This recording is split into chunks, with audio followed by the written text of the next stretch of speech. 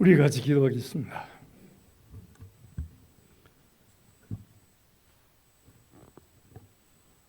살아계신 하나님 아버지, 이 시간도 우리가 주 예수 그리스도 이름으로 모여서 하나님 앞에 예배하며 하나님의 은혜를 구하오니 성령으로 역사하여 주시고 우리가 신령한 체험을 하면서 나를 주관하시고 나를 인도하시고 나를 구원하시고 나를 축복하실 하나님을 발견하며 그에게 온전한 믿음을 바치는 종들이 되게 하여 주옵소서.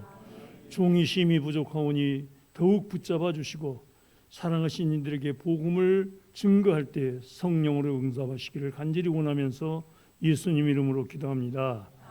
아멘. 네, 제가 모자를 쓰고 설교하게 됐습니다. 현역으로 이 교회에서 37년 동안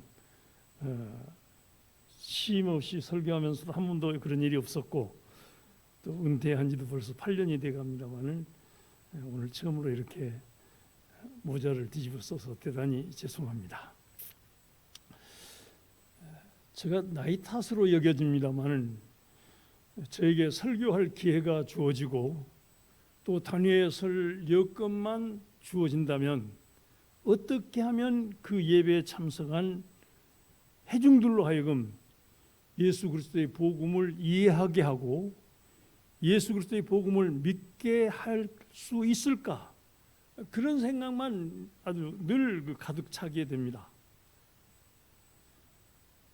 다른 여러 가지 할 얘기들도 많고 뭐 이화자료도 많고 그러지만은 중요한 것은 이것이다라는 생각을 떨쳐버리지 못하고 늘 거기에 집착하게 돼 있습니다. 저는 그런 것 같아요.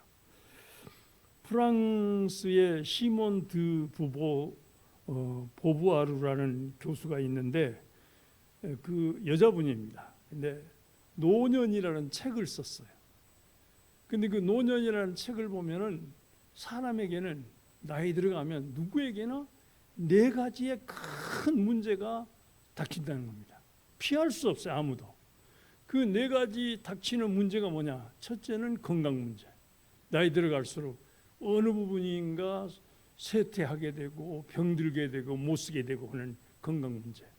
두 번째로는 경제 문제. 돈 있어야 사는데 돈 있어야 병원도 가고 돈 있어야 뭐 필요한 것도 사고 돈 있어야 살아갈 건데 이게 점점 나이 들어갈수록 수입이 없고 자꾸 압박을 받게 되는 거예요. 경제 문제. 세 번째는 외로움 문제. 얼마 전에 저하고 가까운 한 그 분이 전화를 했어요. 시 교육장도 지내고 그러신 분인데 이 사람아, 예 형님 잘 지냈습니까? 이 사람이 참 이 사람아 내가 아무데도 전화할 데도 없네. 친구들도 다 죽어버리고 자기 또래에서 지금 현재 나이가 한 85세쯤 되는데 살아있는 사람은 나밖에 없어. 그래가지고 전화할 데도 없고 어찌 지내는가 싶어서 전화 한번 했네 하고 저한테 형님 뻘 되는 그런 분인데 전화를 했는데 외롭다는 거예요. 다가오는 외로움. 이 노년의 문제입니다. 그리고 네 번째 문제는 사망, 절망이 다가오는 거예요. 인생이 끝날이 다가오는 거예요. 나 죽으면 그만이다라는 그 시점이 다가온다는 거예요. 이 큰 문제를 무엇으로 해결할 것인가? 저로서는 답이 딱 하나 있습니다. 예수 그리스도만 잘 믿으면 됩니다.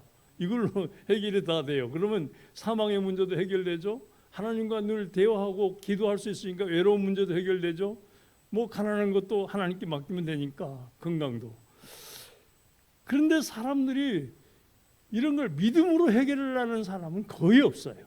어떻게든지 자기 힘으로 능력으로 또는 자녀들의 힘을 빌려서 이런 것들을 해결하고 보니까 복잡한 문제만 더 야기되고 해답 없는 해결 방책이 없는 그런 문제 속으로 사람들의 삶이 이어지고 있다고 할 수가 있습니다. 지난해 이맘때 우리 김상기 집사님이 별세하셨습니다. 그 집사님은 저하고 중학교 동창생이에요. 나이도 비슷해요. 저보다 한 살 더 먹었습니다만은. 근데 이제 1년 지나고 나니까 제 마음속에 이번에는 내 차례다 그런 생각이 자꾸 드는 거예요. 이제 나도 갈 때가 됐다. 근데 저뿐만 아니라 지금 현재 제 또래의 나이 드신 분들도, 좀 젊었다는 분들도, 지금 청년인 분들도 점점 이 문제가 다가오는 거예요. 아무도 피할 수 없습니다. 오늘 우리에게 주신 말씀에 보면 예수님께서 요한복음 17장 3절에 보면 영생은 곧 유일하신 참 하나님과 그가 보내신 자 예수 그리스도를 아는 것입니다. 아는 것입니다라고 아주 매우 간단하고 명료하고 분명하게 우리에게 중요한 말씀을 전해주셨습니다. 우리는 이 말씀을 주의 깊게 헤아리고 이해해야 합니다. 간단하고 명료한 말씀이지만 그 내용은 결코 만만하지 않기 때문에 이해하려는 노력이 필요하고, 이해됐을 때 우리는 비로소 믿음을 갖게 되고 의지하게 되는 것입니다. 예수님께서 영생은 곧 유일하신 참 하나님과 그가 보내신 자 예수 그리스도를 아는 것입니다 라고 말씀하셨는데, 먼저 예수님이 말한 대로 하나님에 대해서 좀 우리가 좀 알아야 합니다. 근데 이 하나님에 대해서 성부 하나님이라는 책을 좀 읽어보면 하나님에 대해서 어떻게 많은 설명을 부여해 놨는지 헤아릴 수 없어요. 수백 가지, 수천 가지가 넘을 수 있습니다. 네, 그렇게 하나님에 대해서는 뭐 여러 가지 단서들이 많이 붙여져 있어가지고 복잡하고 어렵습니다. 제가 어렸을 때에 교회를 다닐 때 장로님들이 교회에서 대표 기도하는 걸 보면 전지전능하시며 무소부지하신 하나님, 이렇게 늘 토를 달아요. 전지전능, 하지 못할 일이, 능치 못할 일이 하나도 없다는 거죠. 무소부재, 계시지 않는 곳이 하나도 없다. 어디든지 하나님은 계신다, 그런 뜻이에요.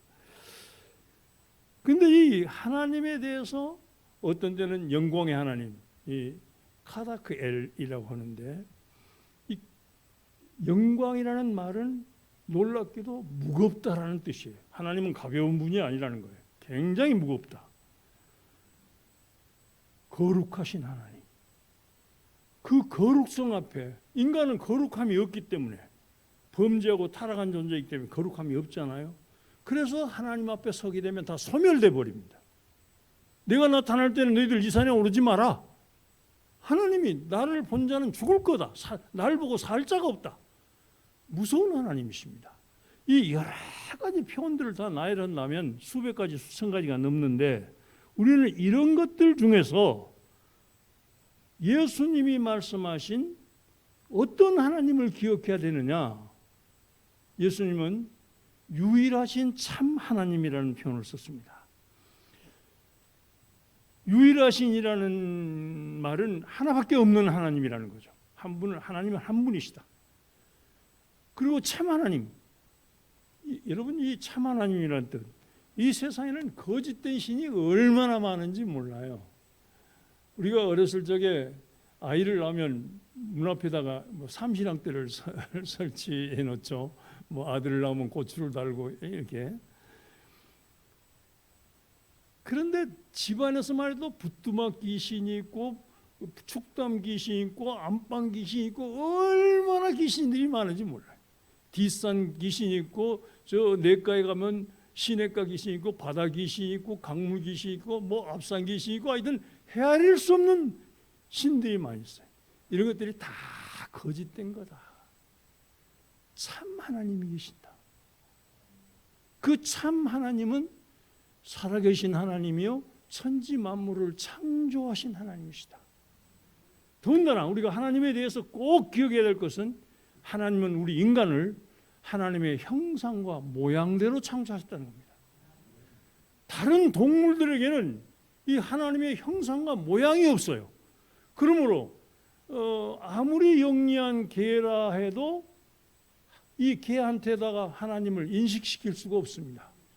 제가 여기 사택에 살 때 굉장히 영리한 진돗개를 한 마리 길렀는데, 이놈이 얼마나 체구도 크고 영리하고 힘도 세고 하여튼 그런 놈인데, 아이들이 놀면서 어떻게 해가지고 어린이집 지붕 위에가 노는 거예요. 그놈들을 쫓을 때는 그냥 하도 얄미워서 개를 풀어갖고 이놈들 쫓으면 그냥 혼비백산에 도망가는데, 어떤 데는 잔뜩 미운 애가 있어서 저놈 잡아라 그러면 얘가 가서 딱 개 뒤 바지를 딱 물고 있는 거예요. 그러니까 얘가 놀라서 또 옷에다가 똥을 싸고 하고 하는데, 다행히 물진 않아서 괜찮았습니다만, 그렇게 영리한 놈인데 이름이 진돌입니다. 야, 진돌아, 하나님이 살아계신다, 교회 가자. 절대 못 알아들어. 다른 말은 다 알아들어도 이해가 안 되는 거예요. 안 돼. 왜 그래요? 영이 없기 때문에 그렇습니다. 하나님의 형상과 모양대로 창조되지 않았기 때문에 그렇습니다. 오직 사람만이 하나님이 그 형상과 모양대로 창조하셨기 때문에 우리가 살아계신 하나님을 인식할 수가 있고 영원한 나라를 사모할 수가 있고 예수 그리스도를 믿어서 구원받게 될 줄로 믿으시기 바랍니다. 하나님은 천지 만물을 창조하신 살아계신 하나님뿐만 아니라 나를 하나님의 형상과 모양대로 창조하셨다.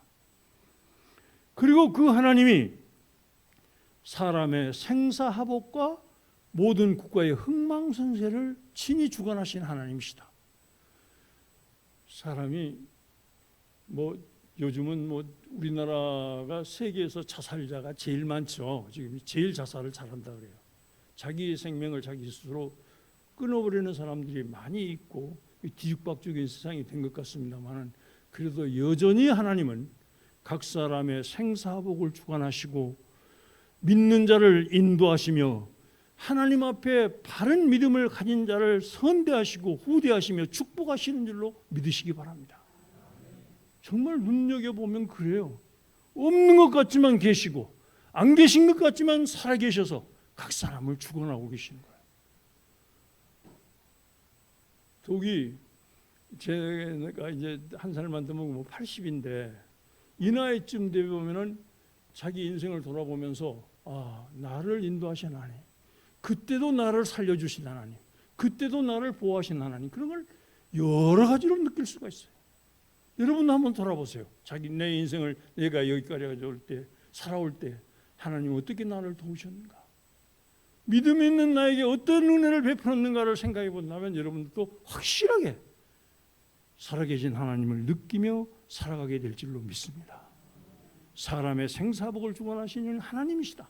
나의 생사복을 주관하실 하나님, 나의 남편, 나의 자녀들 미래를 주관하시고 인도하실 하나님, 이거를 우리가 확실히 믿고 살아갈 때 하나님의 은혜는 우리에게 더욱 더 커질 줄로 믿습니다. 그 다음에 중요한 것은 다섯 번째로 독생자를 세상에 보내신 하나님, 당신의 사랑하는 독생자 예수 그리스도. 요한복음 3장 16절에 보면 이 성경을 성경 전체 요절이라 그럽니다. 하나님이 세상을 이처럼 사랑하사 독생자를 주셨으니 이는 그를 믿는 자마다 멸망하지 않고 영생을 얻게 하려 하심이라. 하나님이 예수 그리스도를 세상에 보내셨다. 그래서 우리로 하여금 제사함 받을 길을 열어주셨고 사망을 이기고 신령한 몸으로 부활할 길을 열어주셨고 하나님 나라를 소망해 하셨구나 하라는 이 믿음이 거기에 다 연관되어 있는 것입니다. 우리는 이 믿음을 확실히 가져야 됩니다. 그 다음에 예수님께서는 그가 보내신 자 예수 그리스도를 아는 것입니다 하면서 하나님이 세상에 보내신 예수 그리스도를 우리가 알아야 한다, 자기에 대해서 알아야 된다 하고 주님이 말씀하셨습니다. 우리가 이 세상에 복잡한 일들이 참 많죠. 너무나 삶의 방법도 다양하고 사람들도 생긴 게 다 다르고 하는 일도 다르고 어떻게 다양한지 몰라요. 그렇지만 하나님 보실 때에는 딱 두 가지로 구분합니다. 그건 뭐냐? 육적인 것과 영적인 것입니다. 하나님 보시는 건 둘 중에 하나예요. 그건 육적인 거다, 그건 영적인 거다. 아주 분명하게 영적인 것과 육적인 것을 구분하신 하나님, 그 구분하신 영적인 것을 특히 귀히 여기고 구분하신 하나님이 제일 크게 영적으로 역사하고 나타내신 것이 예수 그리스도의 복음입니다. 독생자를 세상에 보내신 살아계신 하나님, 그 독생자에게 인간의 모든 죄를 담당하시고 십자가에 달려 죽게 하신 하나님, 우리 죄를 대속하기 위하여, 여러분의 죄를 대속하기 위하여, 우리 자녀들과 가족들의 모든 죄를 대속하기 위하여 십자가에 달려 죽게 하셨다는 거예요. 그 하나님이 우리를 살리려고 독생자를 희생한 겁니다. 그리고 그 독생자로 하여금 죽어 없어지게 한 것이 아니라, 사람은 다 죽으면 끝이라 그러잖아요. 예수님도 십자가에 달려 죽었을 때 다들 절망했습니다. 예수님의 제자들도 절망했고, 그를 따르는 여자들도 절망했고, 하여튼 다들 절망했어요. 끝났다. 유대인들도 이제 그렇게 반란 꾸미고 이 바리새인들에게 반항하던 예수 그리스도는 끝났다 하면서 다들 예수의 죽음으로 끝난 건 줄 알았죠. 그런데 놀랍게도 예수님은 사망을 이기고 부활하셨습니다. 부활하셨을 뿐만 아니라 나를 믿는 자는 죽어도 살겠고 살아서 믿는 자는 영원히 죽지 아니하리라니, 이것을 내가 믿느냐라고 우리에게 신령한 몸의 부활을 되물으셨고 우리에게 약속받으셨습니다. 그 예수님께서 세상을 심판하게 하여 재림할 것이다. 예수님의 죽음으로 끝나는 것이 아니라 예수님이 세상을 끝나게 할 거다.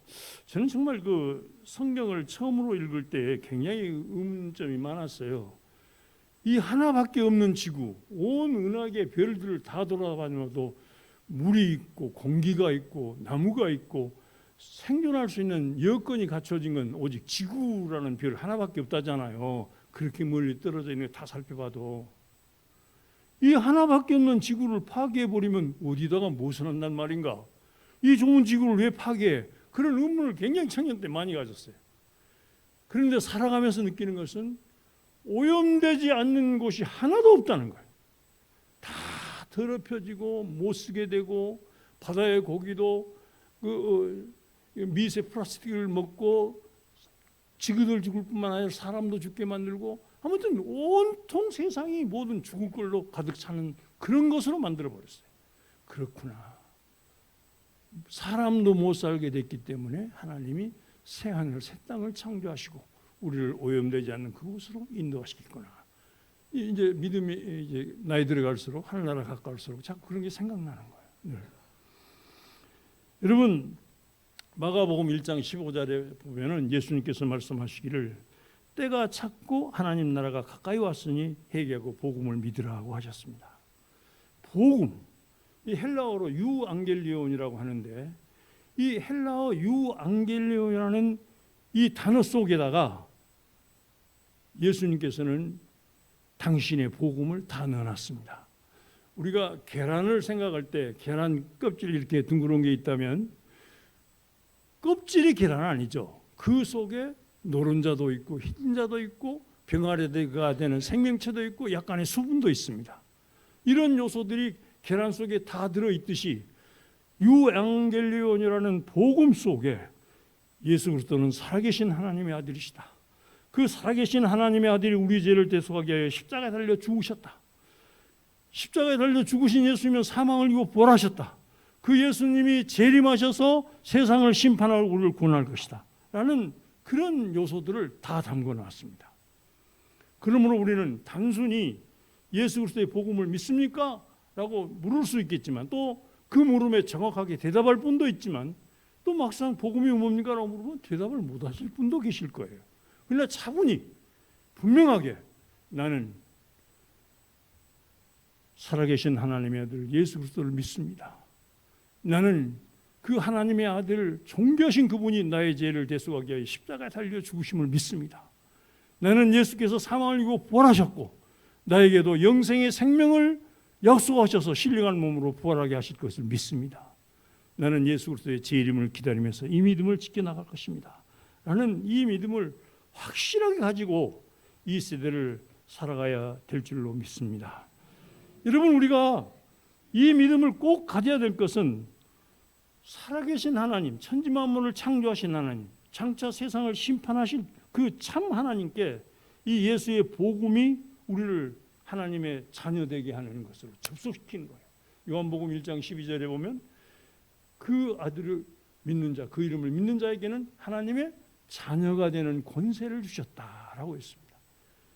예수를 믿음으로 우리가 하나님의 자녀가 되는 거예요. 하나님의 심판과 멸망과 저주의 대상에서 하나님의 구원과 은혜와 축복의 대상으로 바꿔주신 것입니다. 나를 하나님과 접촉시킴으로 말미암아서 하나님의 그 모든 곤두선 신경이 나를 보호하시고 인도하시고 하늘의 영광에 이르게 할 뿐만 아니라 살면서 놀라운 축복과 은혜를 주시는 줄로 믿으시기 바랍니다. 우리가 이 믿음을 가질 때 첫째로 기억할 것은 역사하는 힘이 있다는 것입니다. 이 믿음은 단순한 믿음이 아니라 능력으로, 권능으로 나타내는 힘이 있다는 거예요.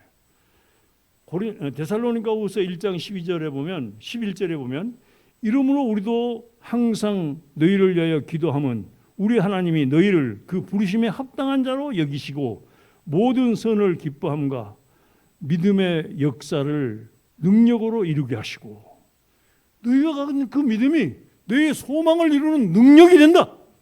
너희가 가진 그 믿음이 하나님께서 인정하시면 놀랍고도 큰 권세로 불가능을 가능케 하는 큰 역사를 이룰 것이다 라고 말씀하고 계신 겁니다. 제가 지난 5월 12일 날 수요일입니다. 5월 9일 날 저 여천에 있는 한우리교회 임지식 예배가 있어서 거기서 설교하고 수요일 날이면 은목회 목사님들이 모여서 70이 넘고 80이 넘은 목사님들이 모여서 저기 웅천에서 예배를 드립니다. 근데 그날 집사람에게 오늘 우리는 예배 참석하지 말고 내가 왼쪽 다리가 이상하다. 오른발이 이렇게 뛰면 왼발로 이렇게 같이 뛰어야 되는데 왠지 이게 보조를 못 맞추고 걸려 넘어지려고 그러고 잘 안 된다. 내 마음속에 내가 왜 이렇게 약해져 버렸을까? 왜 내가 이 모양일까? 그런 마음도 들지만은 반순불수 될까 겁난다. 우리 집사람하고 그랬어요. 이러다가 내가 반순불수 되는 게 아닌가 겁난다. 그러니까 성가를로병원에 가서 내 촬영 MRI를 좀 촬영해 달라 그러자. 그래서 은목회 예배 참석을 안 하고 성가를로병원을 갔습니다. 그리고 이제 성가를 신경과에 접수를 해가지고 응급실로 안내해줘서 거기서 MRI 촬영을 했는데 MRI 촬영을 끝마치고 이렇게 검색하다가 의사가 그러는 거예요. 오른쪽 뇌가 피가 좀 고여 있습니다. 머리 다치신 적 없습니까? 라고 묻는 거예요. 그래서 그때 머리를 우리 집 대문 앞에서 꼭 넘어져 가지고 양쪽 무릎도 깨지고 머리도 좀 다쳤는데 그게 4월 4일이에요. 4월 5일 날 성가를로병원에 왔더라고요. 치료 좀 해달라고. 그랬더니 의사도 여기 살펴보더니 괜찮겠습니다 하면서 약만 좀 발라주고 말았어요. 근데 벌써 2달이 넘고 석 달이 가까이 된 겁니다. 예. 그런데 이게 피가 차 있다는 거예요. 그러면서 의사 선생님 하신 말씀이 김성현 선생님이라고 순천 성가를로에서는 상당히 알아주는 뇌 전문 의사라. 이 수술은 특별히 어려운 것도 아니고 곤란해질 것도 없습니다. 그러니까 굉장히 간단한 수술이니까 쉽게 그냥 하면 됩니다. 시간도 많이 안 걸립니다. 이렇게 말하는 거예요. 그래서 그냥 우리 집사람하고 둘이 앉아 있다가 그냥 해버리자고 했습니다. 했는데 하여튼 그 뇌 수술하는 과정 속에서도 저하고 계속 대화를 하면서 전신 마취를 안 시키고 대화를 하면서 뇌 수술을 했는데 수술이 끝나고 난 다음에 의사 선생님이 하신 말씀이 오른쪽 뇌에서 피를 150cc를 빼냈습니다라는 거예요. 150cc 상당히 많은 양이죠. 네, 정말 놀랐습니다. 저도. 근데 그 고인 피가 좌측 뇌 세포 하나를 짓눌러 버린다든지 어떤 상처를 줬다든지 곤란하게 만들면 저는 한순간에 모든 기억도 다 잃어버릴 수도 있고 언어도 다 잃어버릴 수가 있고 뭐 반신불수는 물론이고 꼼짝도 못하는 그런 사람이 될 가능성도 충분히 있었던 거죠. 그런데도 참 하나도 안 다치고 다시 일주일 만에 퇴원해가지고 여기 오늘 단위에 섰습니다만은, 근데 제가 거기 있는 동안 그 뇌수술 환자, 중환자실에 뇌수술 환자가 한 10여 명 있었고, 저까지 또 병실에 와서도 3명이 있었고, 또 여러 사람, 몇 사람 만났어요. 근데 저하고 같이 중환자실에서 뇌수술 받고 있는 환자들이 전부 말 한마디 안 해요. 한종일 누워있다가 간호사들이 밥 먹으라고 찝찝하게 밥 떠먹여주고 먹으면 또 닦고. 그 간호사 보고 물었습니다. 여기 있는 사람들 중에 의사소통이 가능한 사람이 몇 사람이나 됩니까? 하고 물었어요. 그랬더니 저밖에 없다는 거예요. 선생님만 의사소통할 수 있지 다른 사람 아무도 못 온다는 거예요. 그러니까 살아서나 죽은 것 같고 정말로 숨만 쉬고 있을 뿐이지 시간 따라서 간호사가 떠먹여주는 밥을 먹고 있을 뿐이지 아무것도 못하는 거예요. 나 뒤 마렵습니다 소리도 못해. 뒤집어가지고 간호사들이 다 끄집어내주고. 보면서 뇌수술이라는 게 얼마나 무섭고 겁나는 건지 거기서 느꼈어요. 뇌는 모든 신경세포가 집약되어 있는 곳입니다. 저 발가락에 모기가 물었다. 그러니까 쫓아라. 내가 명령하는 거야. 등허리가 가렵다. 어디가 어쩌다 하는 것을 모든 사람의 인체 모든 신경세포가 뇌에 다 집약되어 있고, 이 뇌는 머리뼈를 둥그렇게 하나님 만들어가지고 단단히 보호하게 해놨어요. 그런데 이 어렵고 무섭고 겁나는 뇌수술을 그렇게 쉽게 해버렸냐고. 저희 목사, 저하고 아는 목사님들이 저한테 그렇게 묻는 사람도 있었고, 수술 후에 퇴원하고 은목회 예배에 참석했는데 정말 뇌수술 했습니까? 라고 묻는 분도 있었고.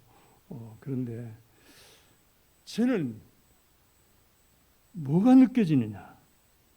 내가 깨닫기도 전에 지혜롭게 해주신 하나님, 내가 짐작도 하기 전에 모든 것을 대비하고 계시는 하나님을 거기서 발견할 수 있었습니다. 우리의 복음의 믿음은 내가 만든 게 아니에요. 하나님이 내신 거예요. 하나님이 내신 것이기 때문에 전능하신 하나님께서 성령으로 역사하셔서 각 사람을 지키시고 보호하시며 인도하시며 선한 역사를 이루는 줄로 믿으시기 바랍니다. 그래서 야고보서 5장 9절에 보면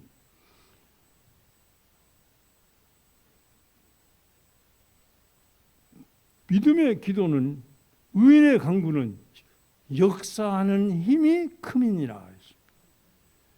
의인의 간구, 믿음으로 의롭게 된 자, 하나님께서 인정한 그 사람의 기도는 하나님이 응답하심으로 역사하고 이루시고 축복하시는 힘이 크다는 겁니다. 얼마나 믿는 자에게 주신 특권이 큽니까? 이 믿음을 단단히 가시기를 예수 그리스도 이름으로 축원합니다. 그 다음에 두 번째로 우리가 가진 이 복음의 믿음은 참 하나님에 대해서 천지만물을 창조하신 하나님, 사람을 하나님의 형상과 모양대로 창조하신 하나님, 우리를 위하여 십자가에 달리실 독생자를 세상에 보내주신 이 하나님은 믿는 믿음, 예수 그리스도가 살아계신 하나님의 아들입니다. 그분이 나의 죄를 대속하기 위하여 십자가에 달려 죽으셨습니다. 그분이 사망을 이기고 부활하셨습니다. 그분이 재림할 것입니다. 라는 이 믿음은 절대적 진리라는 겁니다. 진리는 변함이 없는 겁니다. 진리는 항상 옳은 것입니다. 진리는 세상에 우뚝 선 단 하나밖에 없는 그것입니다. 요한복음 14장 6절에 보면 예수님께서 이르시되 내가 곧 길이요 진리요 생명이니 나로 말미암지 않고는 아버지께로 올 자가 없느니라라고 선언했어요. 그래서 우리가 예수들을 항상 확실하게 믿고 나는 그 앞에서 죄인입니다. 멸망할 수밖에 없는 죄인인데 예수님께서 나 같은 죄인을 구원하기 위하여 십자가에 달려 죽으심을 믿습니다. 라는 이 간절한 믿음의 고백 때문에 우리는 지혜 사함을 받고 하나님의 자녀가 되며 구원에 이르게 될 줄로 믿습니다.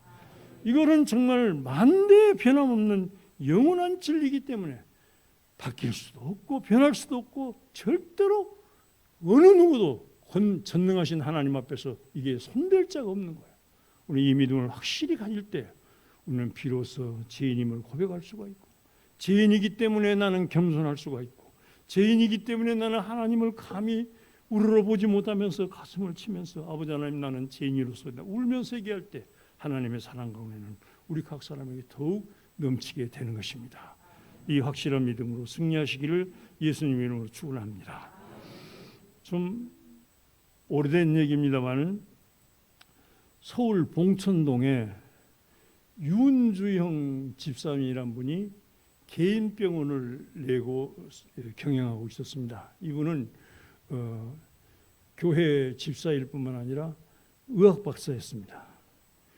근데 어느 날 그의 병원 주차장으로 앰뷸런스 한 대하고 택시가 동시에 들이닥쳤습니다. 그리고 앰뷸런스에서 간이 침대가 내려지더니 피투성이가 된 아이가 그 간이 침대에 눕혀서 응급실로 들어왔습니다. 간호사는 재빨리 알코올을 묻힌 솜을 그 아이 얼굴에서 피투성이가 된 아이 얼굴에서 피를 닦아내는데 그 병원 원장인 윤주영 박사가 보니까 아이가 어디서 본 듯한 거예요. 낯익은 거예요. 그래서 자세히 살펴보니까 다른 사람도 아닌 자기 외아들이, 자기는 병원으로 출근한 후에 학교 가는 등굣길에 택시가 그 아이의 등띠를 쳐가지고 얼굴에 세면 바닥에 부딪히면서 엉망이 돼가지고 전신이 골절상을 입고 병원으로 들어온 겁니다. 두개골은 함몰되고 뼈는 상한 곳이 없고,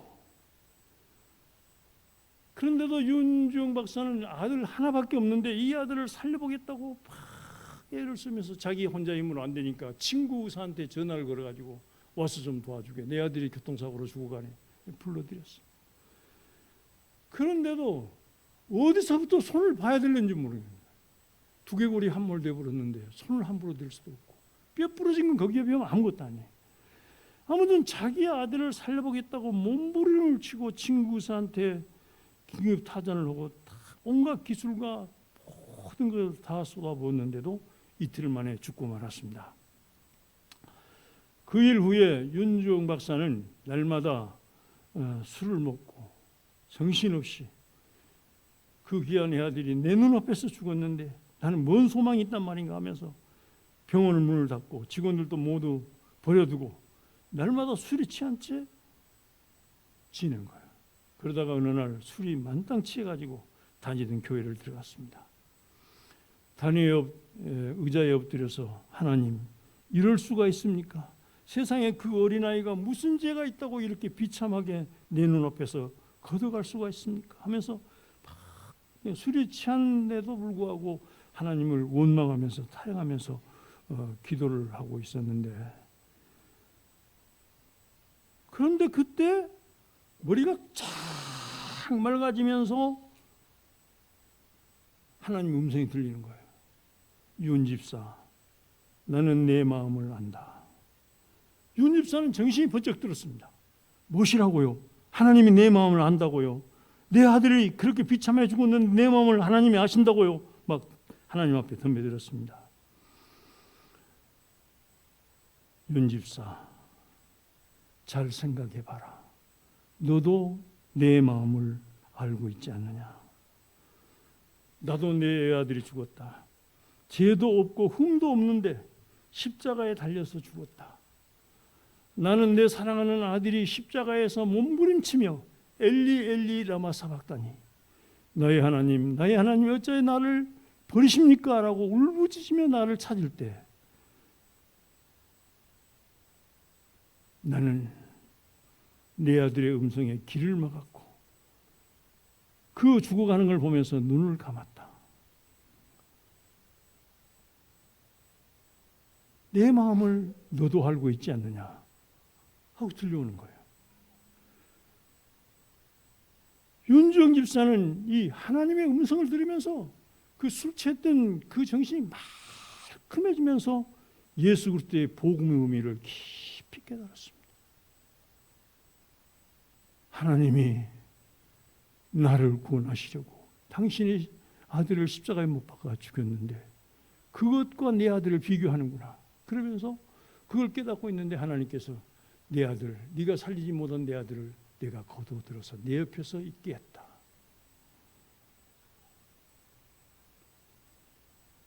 집사는 거기서 윤중 박사는 생생하게 예수 그리스도의 복음의 의미를 깨닫게 되고 정신이 바짝 들었습니다. 내 아들을 거둬주신 하나님 감사합니다. 나는 그를 살리지 못했지만 하나님께는 살리셔서 하나님 곁에 두셨음을 진심으로 감사합니다. 그래서 눈물이 엉망이 돼가지고 그날 이후로 다시 병원 문을 열고 윤중 박사가 한 큰일 중에 많은 찌라시를 만들어가지고 아들, 딸 중에 병원비가 없어서 치료하지 못하는 아이들을 우리 병원으로 보내주시오. 전부 지하철역마다 뿌려서 수많은 아이들을 살려냈다 합니다. 그렇게 하다 보니까 윤 집사는 참 병원에서는 훌륭한 원장이었지만 교회에서는 가장 큰 전도왕이었고 봉사의 왕이었고 정말 모범적인 신앙인을 보이다가 하늘나라에 가신 분이에요. 여러분, 우리는 그만한 교육을 받지 못했기 때문에 의사도 아니고 그만한 재력도 없고 여건도 없을는지 모릅니다. 그렇지만 우리가 예수 그리스도의 복음에 심취해 살아갈 때 하나님이 우리를 쓰시는 것을 발견할 수가 있는 거예요. 하나님이 우리를 쓰신다면은 여러분, 우리로 말미암아 생명의 빛이 비치게 하고 우리로 말미암아 선한 역사를 이루게 하고 우리로 하여금 하나님의 교회를 힘있게 하고 하나님께 영광 돌리는 삶을 충만히 허락해 줄 줄로 믿습니다. 저는 오늘 여기에 서면서 상당히 걱정도 많이 했어요. 반드시 돌아갈란가? 정말 머리를 뻑뻑 깎거든요. 뻑뻑 깎고 걱정도 하고 또 하다가 실수하면 어쩔까 하는 염려도 있었고, 근데 정말 하나님의 은혜로 너무 깨끗하게 후유증 없이 의사도 담당 의사도 너무 잘 됐습니다 하고서 감탄할 정도로 참 모든 게 하나님의 은혜입니다. 이 은혜가 저뿐만 아니라 여러분에게도 충만하시기를 예수님 이름으로 축원합니다. 기도하겠습니다. 살아계신 하나님 아버지, 우리도 예수 그리스도께서 살아계신 하나님의 아들이시고 그 존귀하신 분이 나의 죄를 대속하게 하여 십자가에 달려 죽으심을 믿습니다. 이 믿음 안에 죽을 죄인들이 살게 되었고 하늘나라의 소망을 갖게 되었으며 부활의 영광에 동참할 날을 기다립니다. 우리가 살아가면서 늙어가고 병들고 여러 가지 경제적으로도 부족하고 절망이 다가올지라도 외로울지라도 하나님이 함께 하셔서 외롭지 않게 하시고 사망을 이기하신 하나님의 은혜가 우리 속에도 충만하게 하여 주옵소서. 귀히 여기사 각 사람이 하나님께 쓰임받게 하여 주시고 저들의 자녀들이 함께 예수 그리스도를 믿어서 믿음의 대가 이어지게 하여 주시며 하나님의 나라가 아름답게 저들의 심령과 가정 속에서도 이루어지게 하여 주시옵소서. 오늘 또 모든 것을 주님께 의지하며 예배에 참여케 하신 은총에 감사드리며 예수님 이름으로 기도합니다. 아멘.